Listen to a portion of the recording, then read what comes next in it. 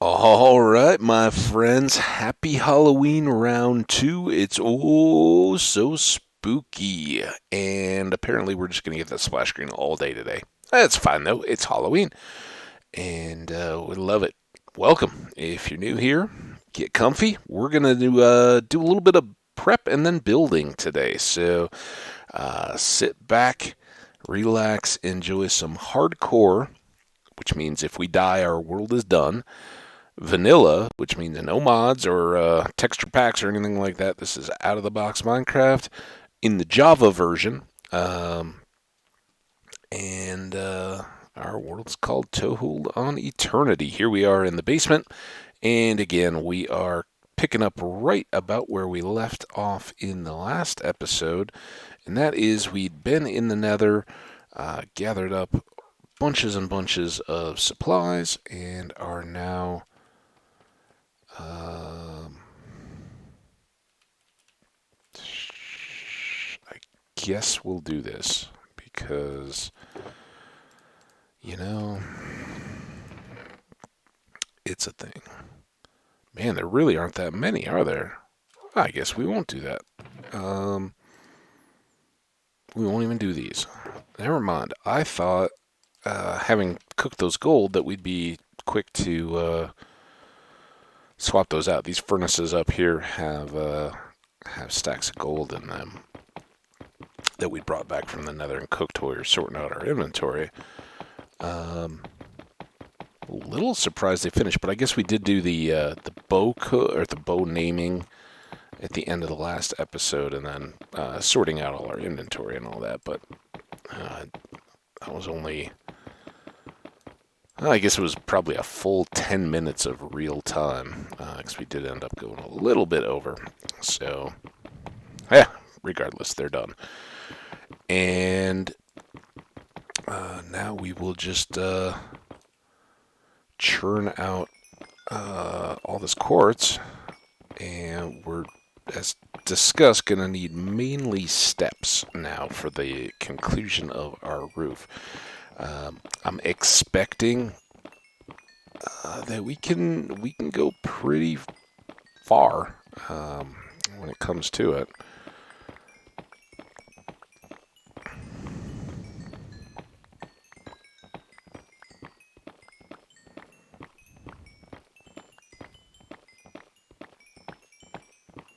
So musical, isn't it? So one thing that we didn't really get to finish with, I talked about having watched Army of Thieves yesterday as a sort of spooky movie. The one thing it didn't really fit the bill on, it really wasn't at all a full-fledged zombie or in the genre of horror movie at all. Much more crime suspense thriller type stuff. So in that way, it was a bit of a miss for what I was looking for on Halloween Eve. But I don't regret it. It was a good movie, very entertaining. So I did make amends for that, or get back on focus, I guess, by watching. I think the full title is Under a Blood Red Sky, which U2, back in the day when U2 was actually pretty top tier, and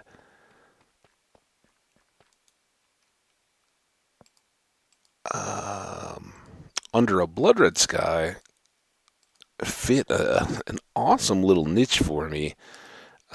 And I'd be curious how many other folks have already checked it out, or how it's being received. I really, really liked it. I thought it was a great little. I think we can just do all these, right? Oh, how's our pick? It's all good. Swap out to here before we forget. With the quartz, it's so easy to get those repaired. Anyway, sorry, sidetrack. So I think it's Under a Blood Red Sky or Under Red Sky or something like that. I know I'm either mixing up the U2 album or but think it was the same. Anyway, underserved genre in horror. I've talked a few times about how super saturated zombies are these days. Like I get it. I like zombie movies too, and I get the phenomenal success of The Walking Dead. Absolutely, everybody wants a piece of that genre, and it's understandable. If something's making money, like they say about sports teams, oh, it's a copycat league. What league hasn't ever said that? Coaches are going to do what it takes to win. Hollywood is the same way. If one studio is making a movie in a particular style that makes a ton of movie money, you can guarantee that any other studio worth their salt is going to come up with something similar to try to capitalize on that success as they're planning their next projects and stuff. So you'll have a little bit of a lag, but then everything will come along. And in the same vein, the unknowns, the independents, the writers and directors and makeup designers and all those folks, they're influenced by what's good and innovative in the industry, so they'll be as receptive to when they're making their own stuff, trying to I don't know if one up is the right word, but they'll be inspired by, say, a zombie movie and go, I have a vision for how that could be better or scarier or more cheesy and corny or less cheesy and corny. There's so many different angles to go with it. But I think it's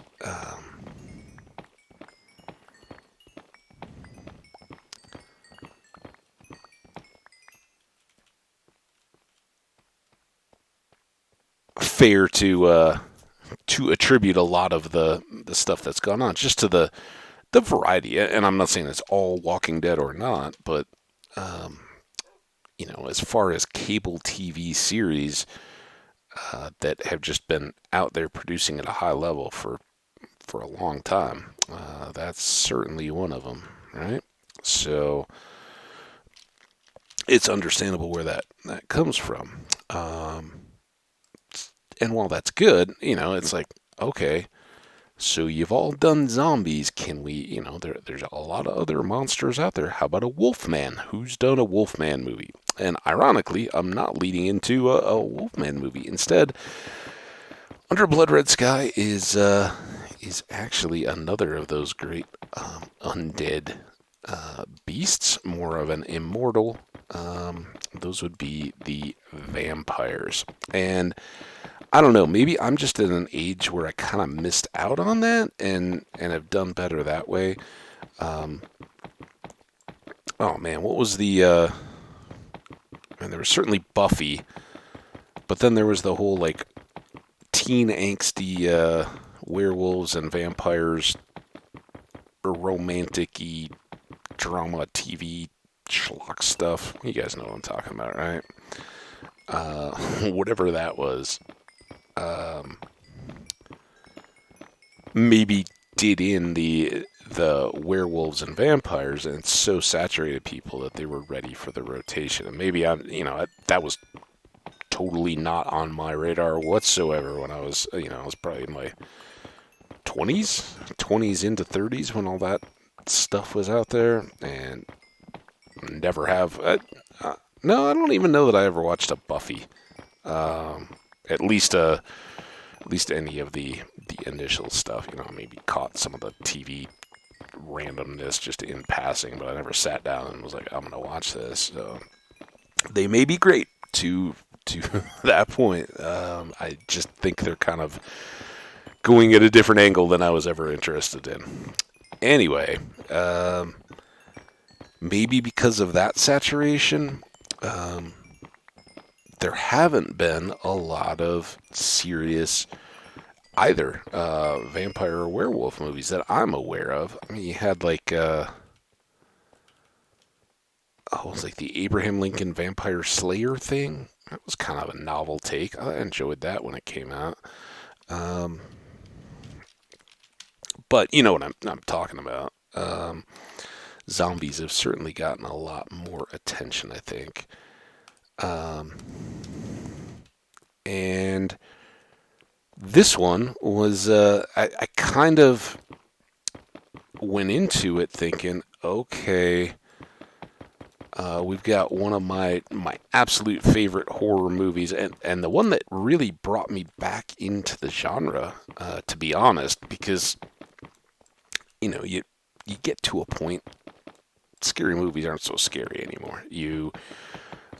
Especially if you've ever, I did a little bit of theater and stuff as a kid in high school and all that kind of stuff. Well, just bit stuff in high school, but as a younger kid, I did some theater stuff, and I have always, kind of watched movies and theatrical stuff from that kind of, I don't know, insider would be overstating it, but you know, you've I did this community college summer day camp thing as a kid, a young kid, where it wasn't daycare, right? We were older than that, and it was I'm sure something my parents paid for to some extent. I don't think it was exorbitant or anything like that, but it was you got summer, parents working and all that, so, we're not just going to let the kids destroy the house unsupervised. Although we were still at an age when there was a bit of that whole, if by the time I think I was in like middle school, you were old enough to have a key and come home after school. And there were expectations that, you are coming home or you're going to call and let us know if you're going to a friend's house or something like that. But, you won't just have people over or anything like that. Anyway, we, as younger than that kids in the summer, our parents were like, hey, you're going to have active summers, lots of different types of activities. And I was in, loads of hockey camps and various soccer and different sports camps and all that kind of stuff too. But this was, one of those many different variety type things. And I did some,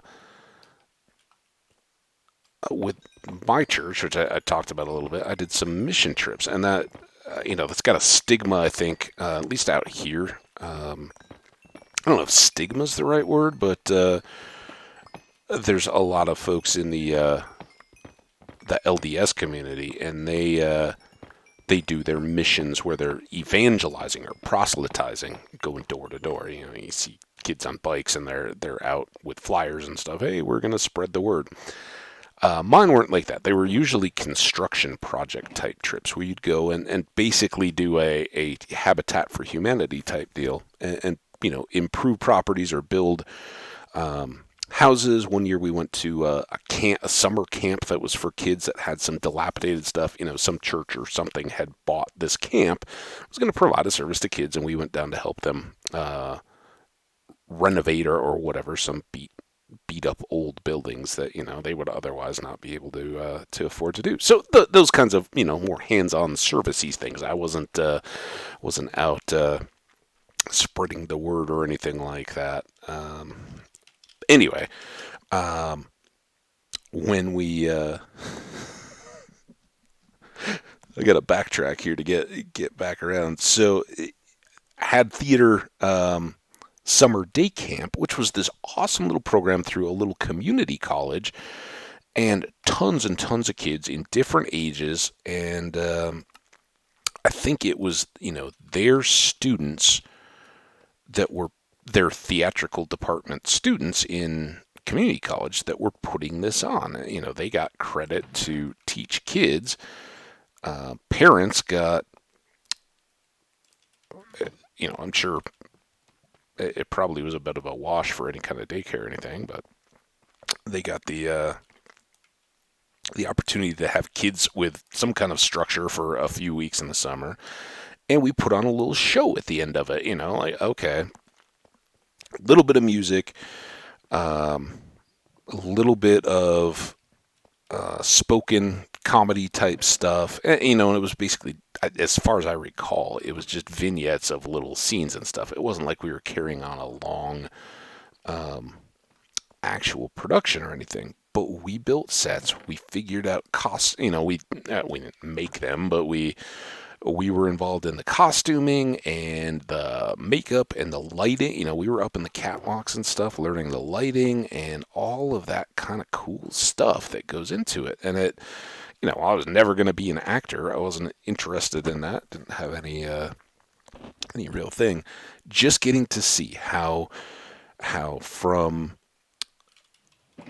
deciding what pieces would go into a script when it was a kind of a variety show, I guess would be the right thing to say. What pieces would make that appealing? Guys, what happened to our shovel? Am I... Oh, isn't... Never mind. Little less panicked. I did forget to get the axe, but it is almost perfectly fine. Yeah, I was looking here and I couldn't see it. I was like, oh, did I leave that in the nether somewhere or accidentally drop it? No, we were just repairing it. All right, toolbox. Done. Good. That's a good reminder, though. We got to go upstairs. This is all our quartz. We'll take that. Let's go upstairs and get our animal and our goodie box.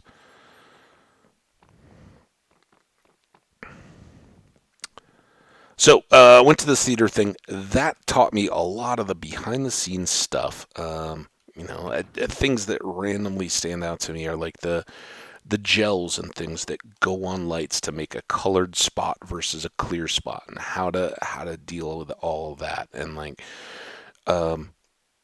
managing the curtains and the various layers of curtains on the edge of a stage where, like, you have the front curtain, the curtain call and all that when the show begins and ends and moves in and out. But then behind that, you have all these other ones that kind of step their way in.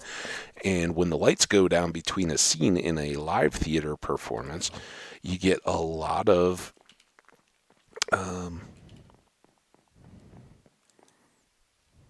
okay. That is one thing we do want to get back out, though, is the bed.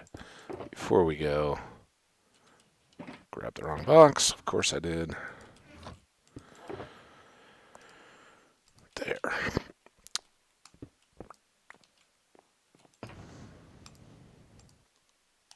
All right. Now we can make the run back over. And if it's daytime, let's go up and walk outside. See the land. Some of you guys may not have seen it. There we go. So we're going to work on the next stage of our barn roof, and we are going to do that with just steps to kind of make this a steep edge and then a more narrow part at the top. So that's what's coming, what we're going to be working on here. And no, it will not go nearly as tall as the scaffold. We just didn't want to be left short and have to think about it, so we just stacked them up there. So having done all that, horror movies and things like that, in any movie, even though I haven't done a lot with movie stuff, but I did in past videos at some point, I talked about how in junior high, I think we did a little like TV production thing in middle school, so like 5th, 6th grade type ages, I think, when we did a little TV production of the school news and all that. And it's very similar stuff on a much smaller scale, but we learned how to operate cameras and how to be in front of the camera, or the lighting, or the director, and all that kind of stuff. Kind of rotated through roles on those. Both have always made me kind of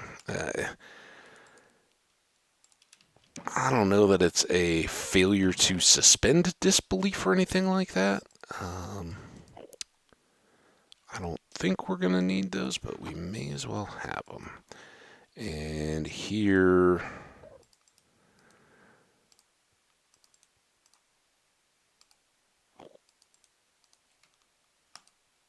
let's do that many to start. All right, Enderman, you hang out down here. Have fun.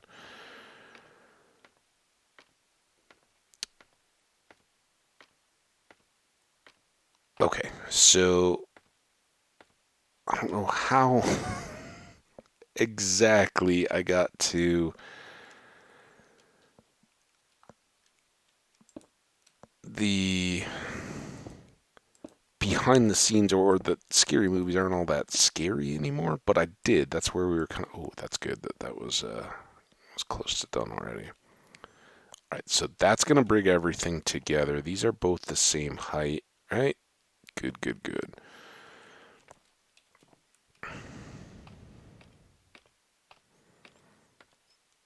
Come back down here.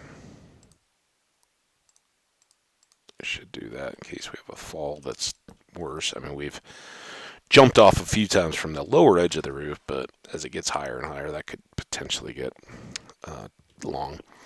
So anyway, I don't remember exactly where we were with the conversations we got there, but yeah, I don't feel, at least, and maybe I'm alone here, but there aren't many movies that just have me in abject horror after watching them, right? There can be some that have thought-provoking terrors that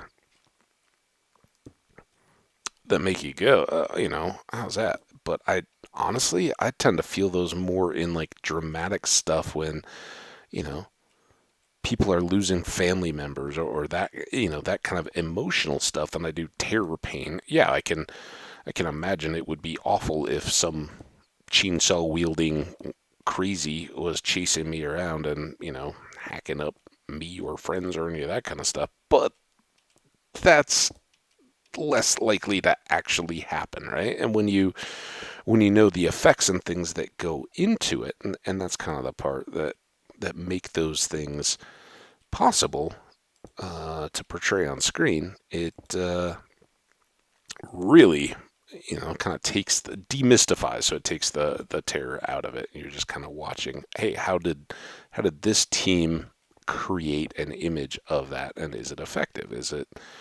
Um, does it get a reaction or a response or anything like that? So we will have to do all the underside, but I'm not going to worry about that yet. We'll have to do some kind of a scaffolding build up. It'll be a little slow and painful, but I will gladly do it. But I don't think we're going to have. Um, Now I will do it out here though. And let's just get that one out of the way too. For one thing, we need that to mount the block, but as we're hanging the rest of these on the edge, that's less of a deal. So there.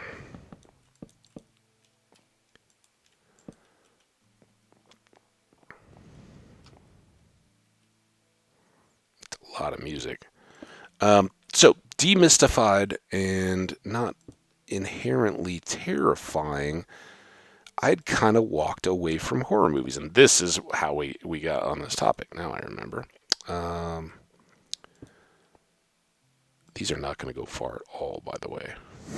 We used all those to make 2 stacks, and we're going to go through almost that many per level. Heesh. We need a lot of quartz.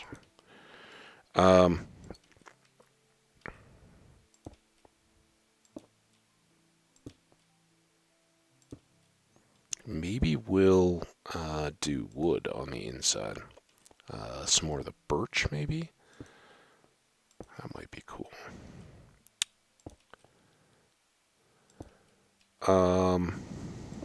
Man, now I just lost again. Okay, so I'd kind of drifted away from horror movies. they weren't all that scary, or aren't. I'm like anybody else. You guys saw it the other day with that thunder, right? It just caught me unaware, gave me a good jump scare. Love it, right? That's fun stuff.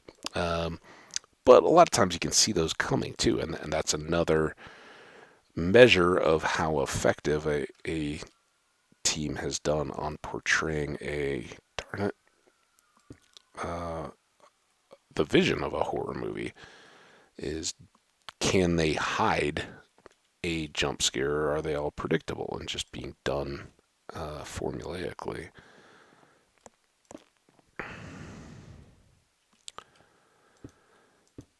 So I'd kind of left, and every once in a while I'll watch something, but not a ton. Um, and was kind of okay with that. Like, all right, that's no problem. But then I watched Train to Busan, and while it wasn't incredibly different in the way that it presented zombies or anything like that, the the genre itself, alive and well in, or the kind of standards, and the spreading plague, people trying to escape, and how they react to it, and who's going to stand up for the fellow humans and be potentially sacrificial, and who's going to be selfish and unserving, and in some cases outright throw their fellow men, and I mean that in the all humankind sense, not only men matter, right? Um, but in that regard, I really thought they did a new good job of keeping it intense and moving. The zombies were fast, not but I think that had already begun to change across the industry, right? There weren't as many folks um, caught up with the slow droning zombie, right? And just relentless, kind of unyielding pursuit, more like the mummy. Um,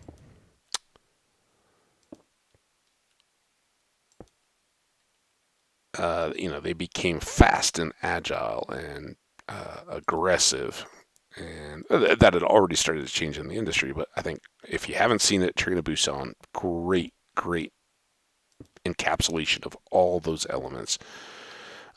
Big fan. Anyway, I was worried that this movie was just going to be a recycling of that. It's a German and English. So I was watching it. Some of the parts are in English and some are in German with subtitles. And I really expected. All right, we've got it's a horror, so we've got zombies or something outbreak on a plane, much like World War Z had the scene where um, the plane got overrun. I was kind of expecting that was what I was in for. Nope, not at all. It was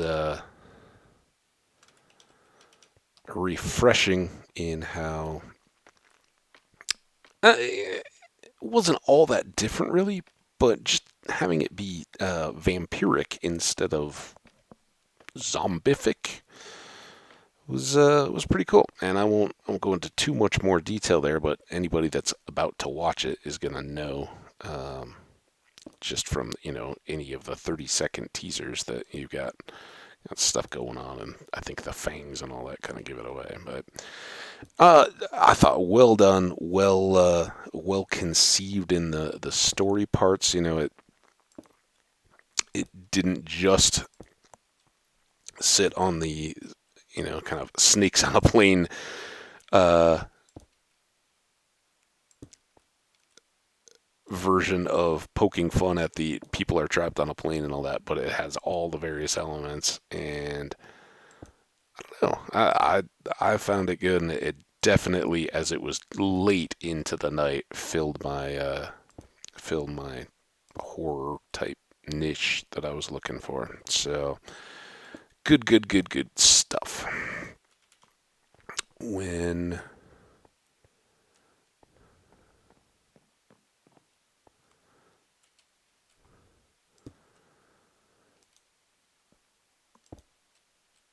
I well, I kind of wrapped that up, um, and I was still like, oh, maybe I'll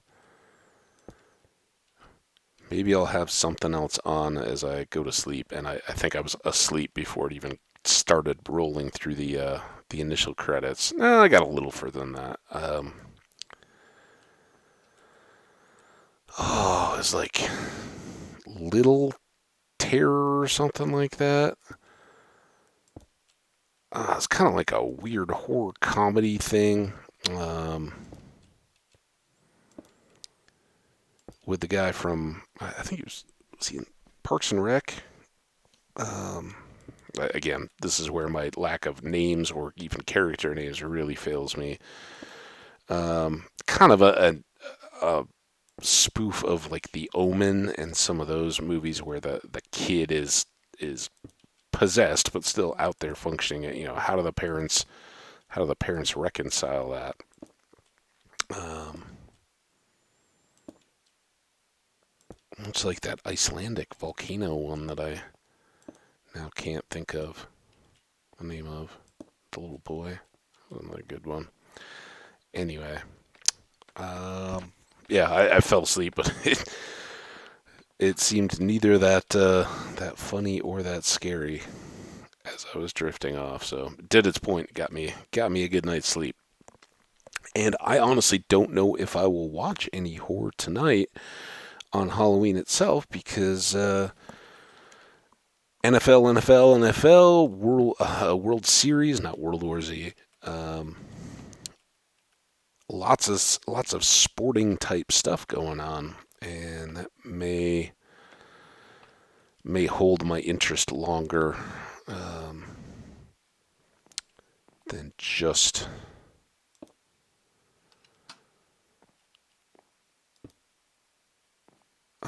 watching the movies. And having movies on and all that is some, depending on the activity or whatever. Sometimes you can have one going while you're doing something else.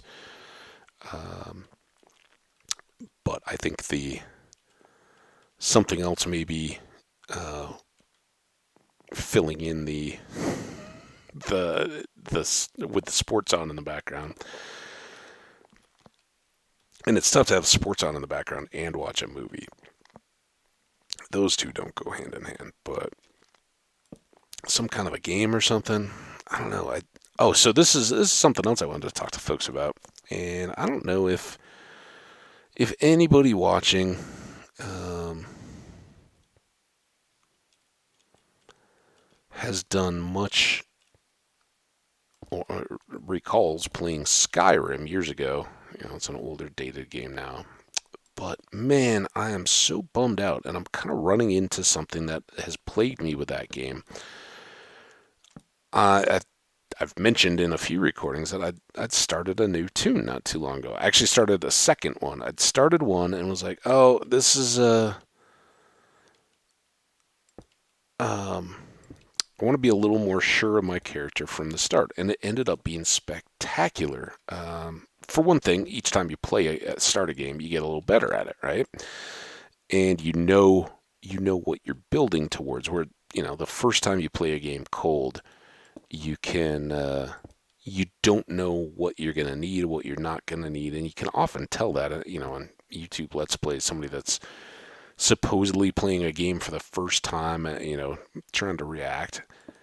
They may be like hyping up and dialing up the reactions to show how, oh, this game is totally surprising me and all that. But they're doing really well at it, and you can tell that they've already either been coached or familiarized with it because they know what items to grab, they know where to dump, like a skill point or something into for the kind of character that they're going to build. And I don't think reading a guide before you go in, you can certainly do it. I've done it with games in the past. Um, it doesn't invalidate your playing the game, but it certainly doesn't make it a new game for you, right? If you've already taught yourself everything you need to know about what you're going to need to do to build out a particular skill set or a particular, a battle mage or a barbarian or a thief, rogue, um, any of those types of things. If you're doing all that, then you have kind of moved beyond the surprise of the game. You may still get, if there's scary moments or traps or those kind of things, you may still get caught in them, but you're still not going in with your eyes shut, as it would be. Well, there we've kind of built up a next little section. Here's the inside view. You can begin to get a little bit of that. That did not go nearly as far as I thought it was going to with our materials at all.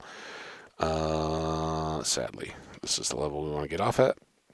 And we want to go check out the view. Then we'll come back in and drop off all the supplies. And this one may end up being short, sadly, but I don't think we're going to go start another quartz run.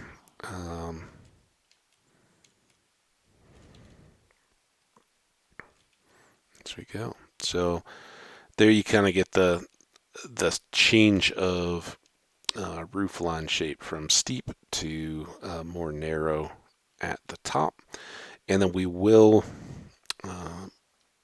some little added stuff that we're going to work towards. We're going to have every barn at the apex of the roof on the end has an out thrust of roof, kind of like the prow of a ship, right? Inverted.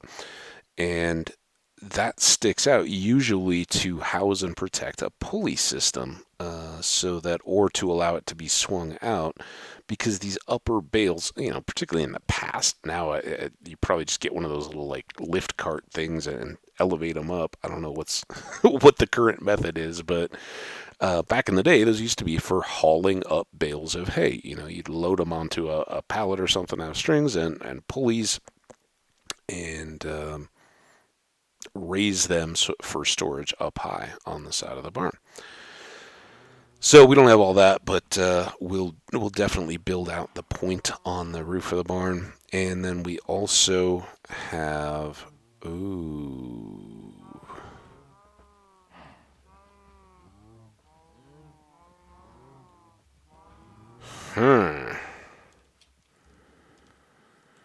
we may have known about those and understood that was going to be a deal, but yeah, I don't think we can not have white behind those steps, right? Because that's the block that sits next to it. So yeah, we're just going to have to deal with that. Kind of a bummer. I would have liked those to be a little more clean, but is what it is.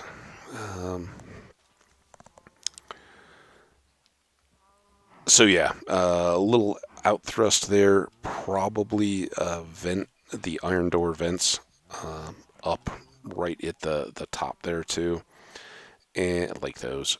And then in the center of the barn, we'll be doing. I guess you'd call it a cupola. I don't know what they're called on barns, but it's a little short towery type thing that sits on the top that has ventilation and allows for airflow inside the barn, especially with grain dust and all that kind of stuff. You have a real, overheating and fire danger and all that kind of stuff. So you want that airflow as much as possible, and that's a good place to let heat escape, is at the very top of a barn. And so we'll try to do that. We'll probably do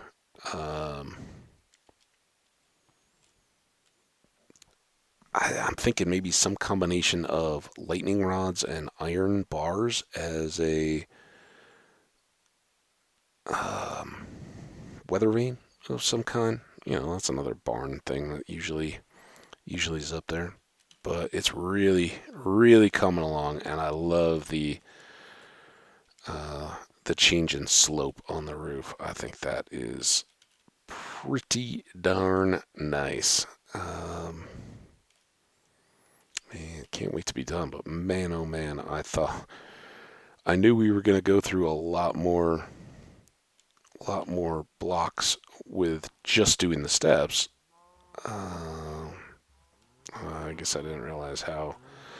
I guess it's relatively about the same as what we'd already done. Same amount of load, right? We'd gone from there up to there. So moving in, we're down at the corners of the block. We'll just have that. That'll be another load of about the same size. We'll just probably have to go find new new supplies to make that happen, and that'll be a fun adventure too. So that's what's coming. Um, let's get back to the barn and leave all this stuff. Our acacia wood. Oh, and we had talked about opening up um, this lower door too. Maybe that's something we could. How's our time? Let's take a look. 41. Let's try that. Kind of like this, but not as open, right? On the upper level.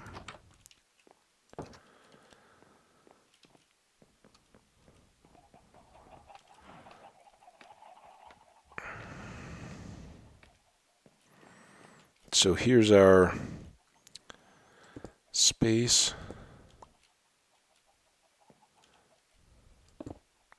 Ooh, that was what I was not trying to do.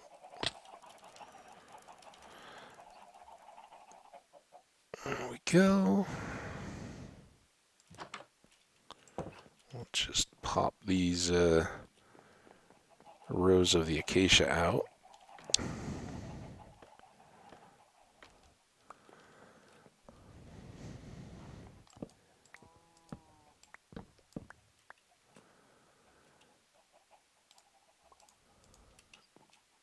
Oh, well, that still doesn't make a lot of sense. How am I? Did I have a spare block? Maybe I did. There's that.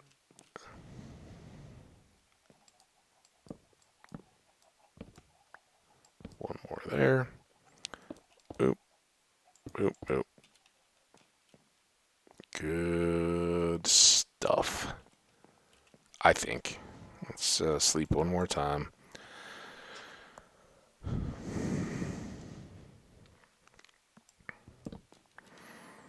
That doesn't really change anything on the build itself, but it gives us a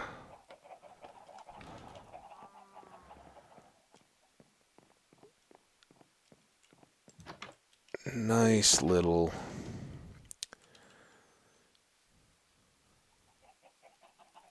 element on this far side. Yeah, then you get a little view into the barn itself, some of the structure. I think I like that.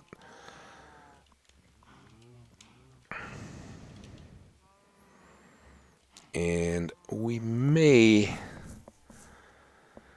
do some smaller actual like windows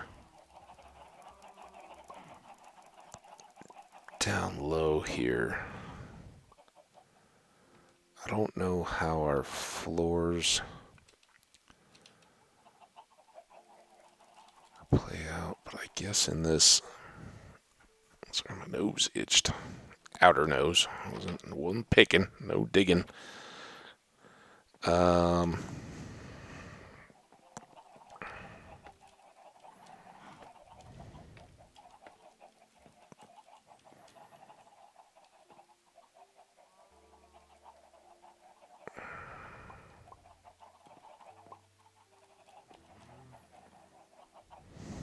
We'll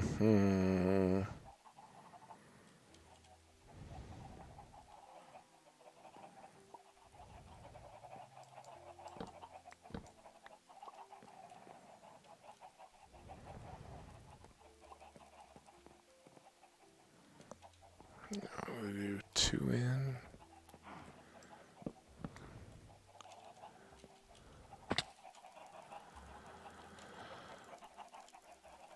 We'd have to get some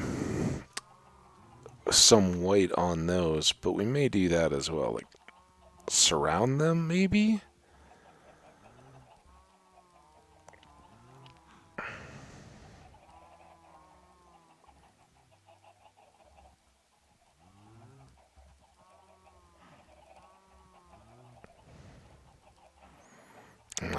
I'd love to have a little line to make it a little more clear there, but what we may make that decorative, and I think I'd mentioned that. There's no real floor up there, so this may just be like a symbol or something, some kind of just block art thing that we put up on the barn for decoration. And as I've said several times, I think red terracotta may be a good third color element to come in here, but I do think we may want to pull those over if I'm gonna border them in white, and I wish I had enough quartz to do that, but of course we've used it all up reasonably so. We are trying to get the roof done, right? But maybe do one more in, and then these would be white around. I don't know. We'll keep that one in mind. Keep thinking about it. I do think that one side is a little. It's getting better and better as we go, and these as well. The sides. It's a barn, right? They're supposed to be big and simple and not overly decorated. But I think just little pieces there. I guess I should move that other one over one. Keep them even.